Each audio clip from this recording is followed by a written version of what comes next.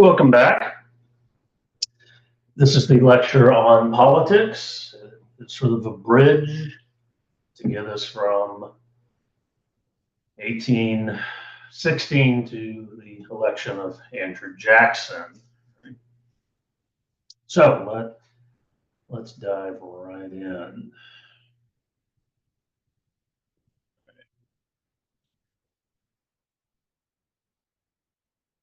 During the period after the War of 1812, about 1816 to about 1824, we call this the era of good feelings. Essentially, the United States had one political party. The Federalist Party had never really recovered from their losses in 1800. Go back and watch that video, the Adams presidency video. They had lost control of Congress in 1800, and they had lost control of the presidency, and they never really recovered from that. And they continued to shrink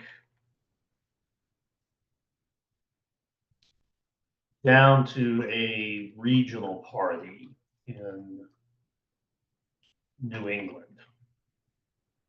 There will not be any more Federalist presidents, and other than New England, which again, the old Puritan colonies, Massachusetts, Rhode Island, Connecticut, New Hampshire, they're really not going to have any power outside of those colonies. And so we entered with what we were left with was basically just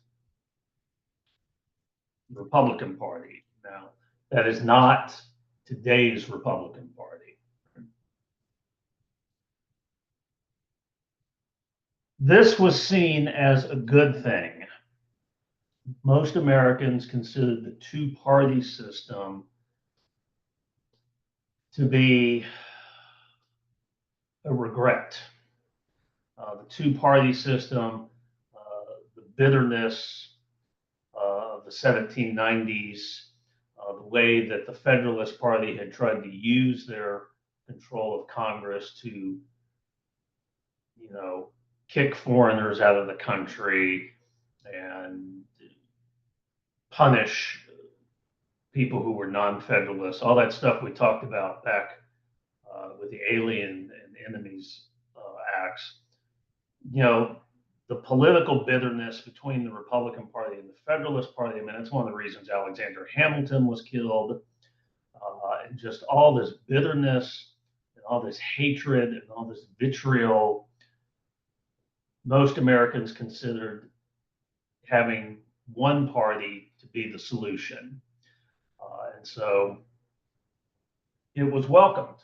It was welcomed that we would now get away from the bitterness and the anger and the vitriol that had defined the two-party system.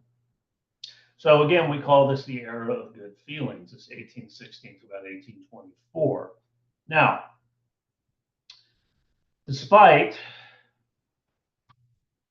all of the kumbaya in the air, there was one issue that could still divide Americans, and that was slavery. And this reared its head in 1817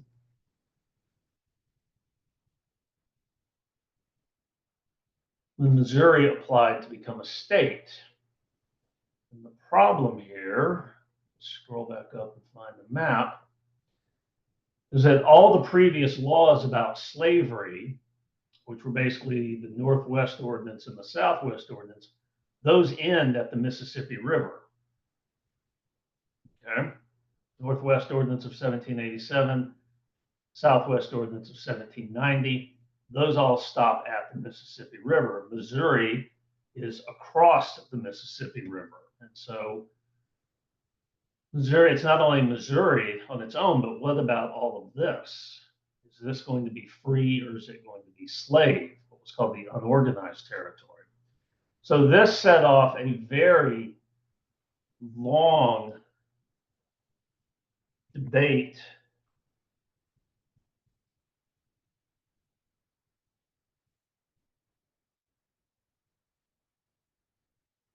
about the future of slavery west of the Mississippi River. It was a very contentious debate. It did bring up some of those feelings, some of that vitriol and some of that anger. Finally, after 3 years of this, a compromise was worked out.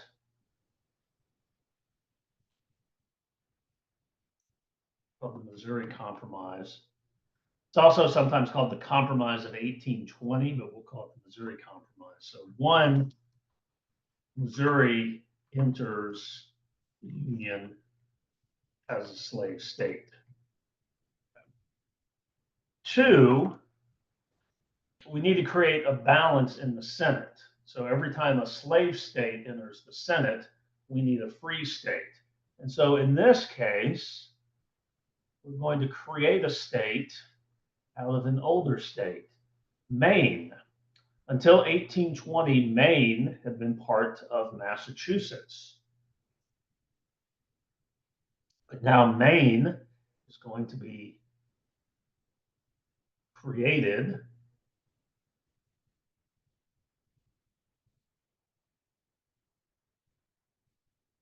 as a free state. And then finally, to avoid having to go through this debate every single time we create a new state west of the Mississippi River, a line is drawn called 3630. North of that line, no slavery. South of that line, you guessed it, slavery. So where exactly is that line? Let's go back to that map we were just looking at. And it's right here, 3630. So everything north of that, the unorganized territory, no slavery. Everything south of that line, you can have slavery. So basically Arkansas and Oklahoma. But it also opens up a future for Texas. Right? And again, that is done, excuse me, so we can avoid having these debates every time we need to carve a new state out of the territories. And that sort of papers over slavery. Again, it's a compromise, it's another compromise, but it sort of kicks the issue of slavery down the road just a little bit. Now, after the election of 1820, the Republican Party begins to fall apart. Okay, our one party begins to crumble, and that is due to two reasons. One, ego. There are tremendous egos in the Republican Party of the 1820s, okay, as we'll find out in a second, but also the American system. Some parts of the Republican Party are beginning to question whether or not the American system, which we talked about in the previous video, I believe the floor of the video, whether or not it should continue. And so when we get to the election of 1824, we really see the way the Republican Party has crumbled. Let me see if I can find a we can kind of do this. All right. So the 1824 election, these are all Republican candidates. Again, there is no second party.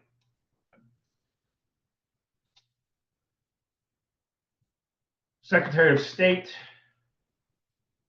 John Quincy.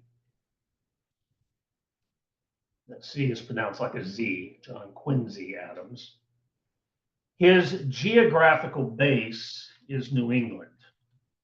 Okay? The Adams had been living in New England since the 1630s. And so John Quincy Adams had been born in the same house his father had been born in, which had been built by his grandfather. So very deep roots in the New England area. And he is very much in favor of the American system. Okay, New England has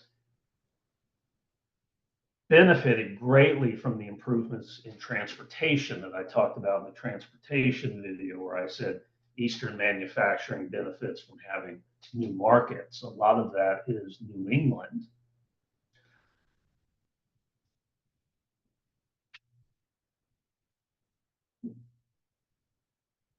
Second candidate was a guy named William Crawford. And his geographical base, we would say, would be the southeast. So Virginia, North and South Carolina, Georgia, that area.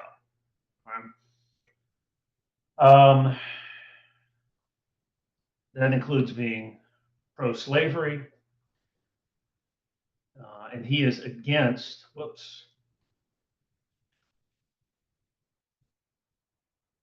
the American system. Okay. The Southeast was feeling like they were not benefiting from the American system in the ways that other parts of the country were. And you might notice sectionalism is coming in here. Different parts of the country are falling into disagreement. Now, the most famous sectionalism in American history is, of course, the Civil War, North-South. But we're getting a sectionalism, New England versus the Southeast. We're going to see more sectionalism when I introduce the next two candidates. Speaker of the House, Henry Clay. Geographical base, the Northwest, Ohio, Illinois, Indiana, Minnesota, Wisconsin, those areas. Very pro-American system. Okay, again, going back to the transportation discussion, the West had benefited greatly from the American system, the introduction of reliable transportation networks, the introduction of money, bringing manufactured goods, luxury goods out to the West. It very much benefited the old Northwest. Okay, Lincoln started out as an admirer of Henry Clay and would remain an admirer of Henry Clay for the rest of his life. So very much pro-American system. Andrew Jackson, what we would now call the Southwest, so Kentucky, Tennessee, Alabama, Mississippi, Florida, that region of the country. Basically, the region Jackson had driven the natives out of. Okay. As far as the American system goes, Jackson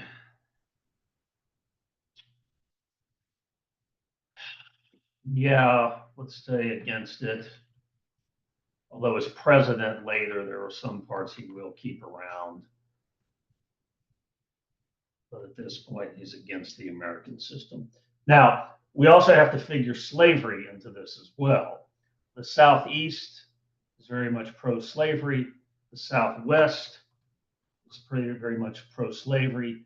New England has become a hotbed of anti-slavery activity, abolition. The Northwest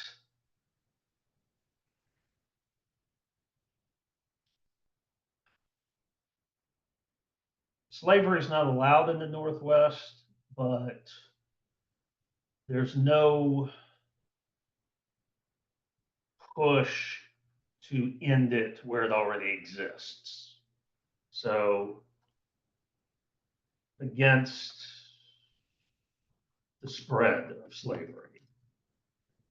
So again, the slavery issue is also contributing to these sectional differences with New England, the Southeast, the Southwest, and the Northwest having different views. And again, this is all happening in the same political party.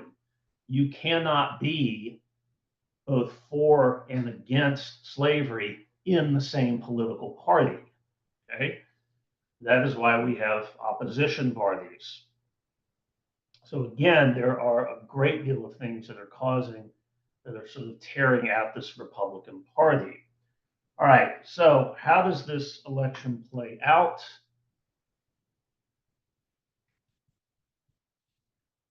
Go back to a single. Nope, that's not what I wanted. Let's try that again. Go. All right.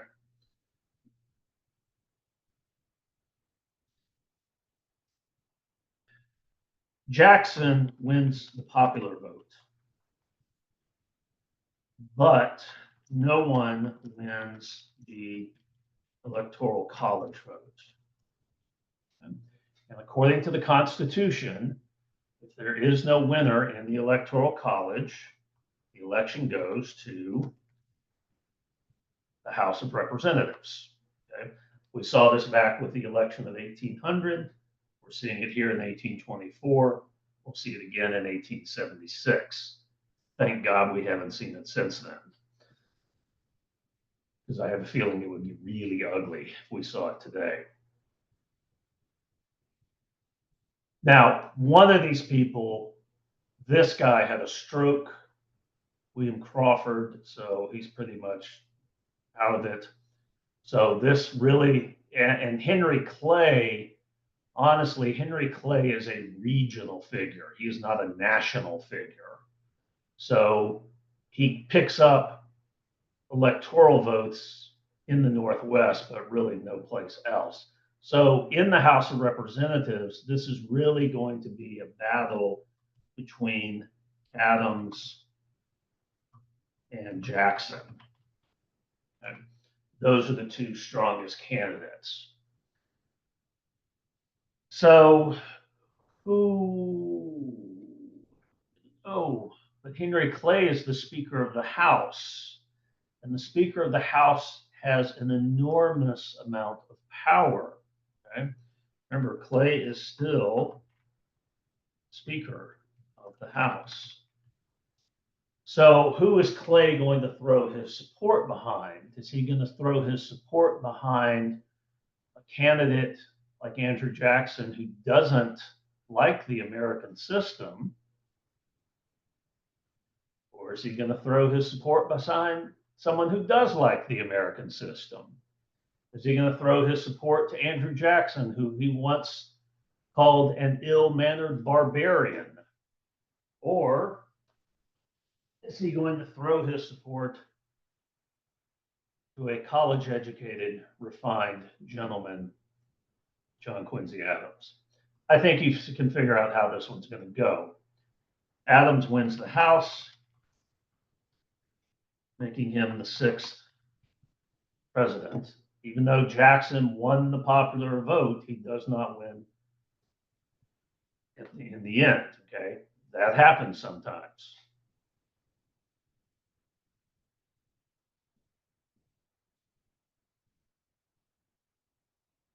Jackson quits the Republican Party and founds a new party called the Democratic Party. And about half the Republican Party goes with him. So John Quincy Adams' presidency is pretty bad. Even Adams himself did not like to talk about his presidency. So we will honor his wishes and not talk about his presidency. There's really no major events or major changes in the way the country does business.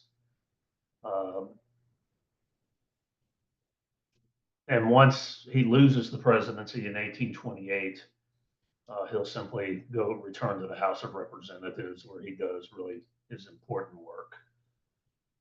All right, so we will honor John Quincy Adams. Sitting here on the left, this is Andrew Jackson, and simply move on to the Jackson presidency. I will tell you, 1828 will be a rematch between Adams and Jackson, and this time Jackson will win. He will win big. Popular vote, electoral college vote, Jackson wins. All right, so we will pick up with the Jackson presidency, and I will see you in that video whenever you choose to turn it on and watch it. Until then, have a good day.